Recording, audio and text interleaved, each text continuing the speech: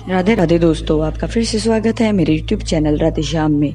आज हम आपको एक नया अध्याय, एक नया पुराण सुनाएंगे जिसका नाम है सुख सागर। वो सुनाने से पहले मेरी आप सबसे विनती है कि आप मेरे चैनल को लाइक, सब्सक्राइब और शेयर करना ना भूलें, ताकि हम आपके लिए अच्छी अच्छी पुराने ला सकें। राधे राधे। राधे राधे दोस्तों, आपका फिर से स्वागत है मेरे YouTube चैनल राधे श्याम में। आज हम आपको आगे की कथा सुनाएंगे। अपने पुत्र के मुख से यह सब सुनकर रानी सुनीति को बहुत ही बड़ा दुख हुआ। फिर पर वह प्यार से अपने पुत्र ध्रुव के सिर पर हाथ फेरती हुई बोली, हे पुत्र, तुम्हारी विमाता सुरुचि ने बिल्कुल सत्य ही तो कहा है कि मेरे गर्भ से उत्पन्न होने पर तू तो मंद भागी है।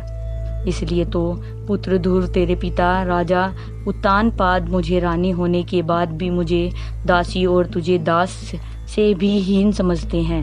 पुत्र, यदि तुम भाग्यशाली बनना चाहते हो तो तुम सच्चे मन से प्रभु की भक्ति करो, क्योंकि पुत्र तुम्हारे दादा और परदादा ने भी प्रभु की भक्ति कर इतनी महिमा प्राप्त की है।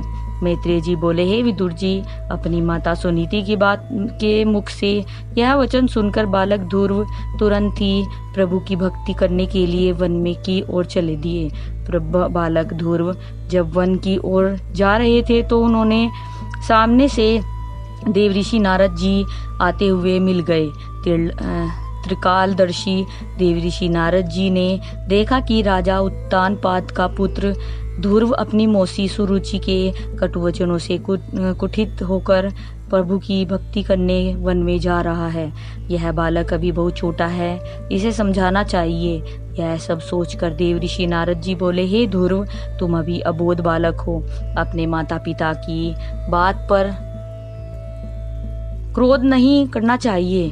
मेरा कहना मानो और वापिस महल में चलो। मैं तुम्हारे पिता को समझा दूंगा, और यदि तुम चाहोगे तो तुम्हें अभी से राजगद्दी भी उनसे दिलवा दूंगा, क्योंकि मेरे आदेश की अवहेलना करने की शक्ति तो नरपालों में भी नहीं है, क्योंकि मेरा नाम नारद मुनि है।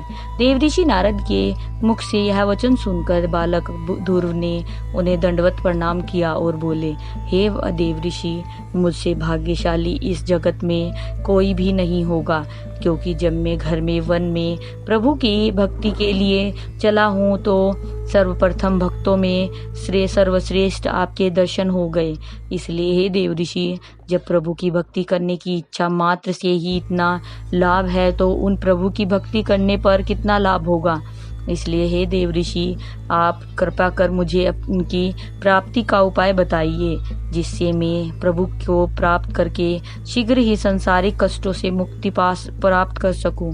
बालक ध्रुव के मुख से यह बात सुनकर देवऋषि नारद जी बोले, हे ध्रुव, तुम मथुरा में यमुना किनारे जाकर ओम नमो भगवते वासुदेवाय इस मंत्र का जप करना और प्रभु की चतुर्भुजी रूप का दर्शन ध्यान करना तथा भोजन सिर्फ इतना करना कि जिससे पेट भर जाए मगर जरा सा भी आलस्य नहीं आए और कंद मूल फल आदि प्राप्त हो। सर्वप्रथम प्रभु को उनका भोग लगाना। सो सच्चे मन से इस पावन मंत्र का जप करने पर प्रभु शीघ्र ही प्रसन्न होकर तुमको दर्शन देंगे। देवऋषि नारद जी के मुख से यह उपदेश सुनकर बालक ध्रुव ने उन्हें हाथ जोड़कर प्रणाम कर कहा, हे देवऋषि, आपने तो मुझे प्रभु से मिलने का बहुत ही सरल मार्ग बता दिया है। मैं तो सोचता था कि प्रभु किसी विशेष स्थान पर रहते होंगे। मैत्रेय जी बोले, हे विदुर जी, बालक ध्रुव नारद जी से यह शिक्षा प्राप्त कर उसी क्षण मथुरा की ओर चल दिया, और देवऋषि नारद जी भी राजा उत्तानपाद के पास चल दिया। देवऋषि नारद जी जब राजमहल में पहुंचे तो राजा उत्तानपाद व ध्रुव की माता सुनीति दोनों बालक ध्रुव की याद में बैठे हुए विलाप कर रहे थे कि देखो, हमने अपने अबोध बालक को वन में अकेला भेज दिया। वन में भयानक हिंसक जंगली जानवर होंगे। हमारा 5 वर्षीय अबोध बालक उनसे भयभीत हो रहा होगा। उसी क्षण देवऋषि नारद जी को देखकर राजा उत्तानपाद उनसे हाथ जोड़कर प्रणाम कर बोले, हे देवऋषि नारद जी, मुझ मूढ़ अभागे ने अपनी पत्नी के वशीभूत होकर आज अपने प्यारे पुत्र ध्रुव को गंवा दिया। ये देव ऋषि, यदि आपको उसका पता हो तो मुझे बताइए। राजा उत्तानपाद की बात सुनकर देव ऋषि नारद जी बोले, हे राजन, यह तुमने बहुत बड़ा अनर्थ किया है जो आपने अबोध बालक को अकेले वन में भेज दिया। राजन, बुद्धिमान पुरुष कभी स्त्री के वशीभूत नहीं होते, लेकिन आप निश्चित रहे, मुझे तुम्हारा पुत्र ध्रुव मिला था। मैंने उसको वापस तुम्हारे पास लाने के लिए बहुत प्रयास किया, लेकिन प्रभु के प्रति उसके मन में सच्चा प्रेम देखकर मैंने उस बालक को प्रभु से मिलने का सरल उपाय बता दिया है। प्रभु को प्राप्त कर वह बालक तुम्हारे कुल में सर्वश्रेष्ठ माना जाएगा। और राजन, अपने साथ साथ वह बालक इस जगत में तुम्हारा भी नाम अमर कर देगा।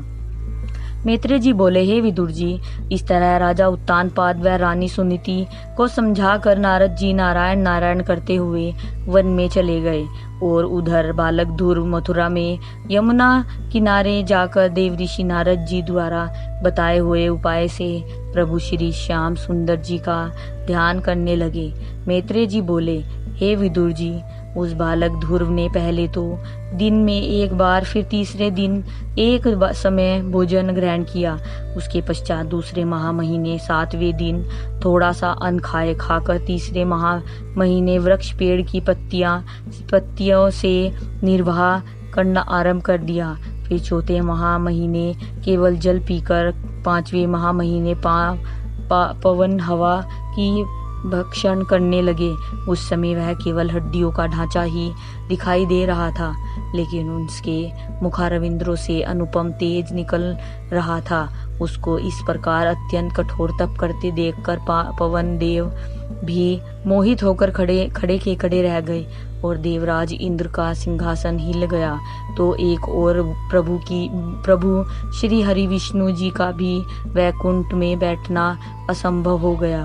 मैत्रेय जी बोले, हे विदुर जी, भक्त ध्रुव इस कठोर तप के प्रताप ने प्रभु श्री हरि विष्णु जी की गरुड़ का पर बैठा कर वैकुंठ से चलने को मजबूर कर दिया।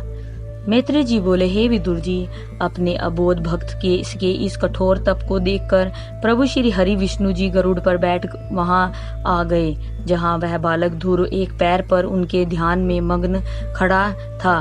प्रभु श्री हरि विष्णु जी के वहां पहुंचने पर भी जब बालक ध्रुव ने अपने नेत्र नहीं खोले तो प्रभु श्री हरि विष्णु जी ने तुरंत अपना चतुर्भुजी रूप उनके हृदय में खींच लिया। आज की कथा हम यही समाप्त करते हैं। आगे की कथा आपको कल सुनाएंगे। राधे राधे राधे राधे राधे राधे। जय श्री कृष्ण। अगर आपको मेरी वीडियो अच्छी लगी तो बेल आइकन दबाना ना भूलें, ताकि आपको मेरे आने वाली वीडियोस का नोटिफिकेशन मिलता रहे। धन्यवाद। ओम नमः शिवाय।